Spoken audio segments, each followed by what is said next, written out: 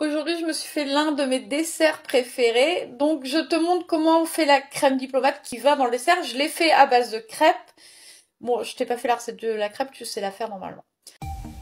225 ml de lait, 62 g de sucre, 3 jaunes d'œufs, un sachet de gélatine, vanille liquide, 15 g de beurre, 25 g de maïzena et 20 centilitres de crème liquide et 40 g de sucre.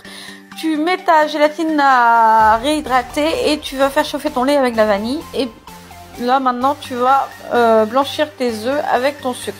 Tu fouettes bien jusqu'à ce que ça blanchisse bien. Ensuite tu y incorpores ta maïzena et de retour tu vas venir fouetter.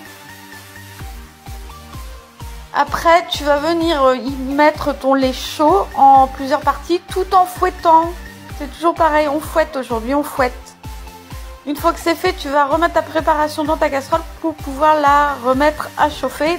Et là, il faut que tu fouettes constamment. Une fois que ça commence à épaissir, tu mets ta gélatine, tu fouettes, tu mets ton beurre et ensuite tu remets un petit peu à chauffer.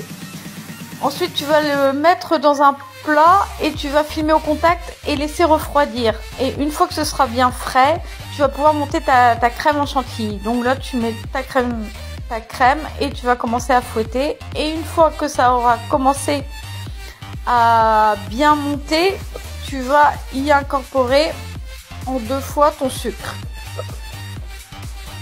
Une fois que c'est terminé, en fait, le but du jeu, ça va être d'incorporer ta chantilly à ta crème diplomate. Alors d'abord, tu détends bien ta crème diplomate pour que ce soit plus facile à travailler.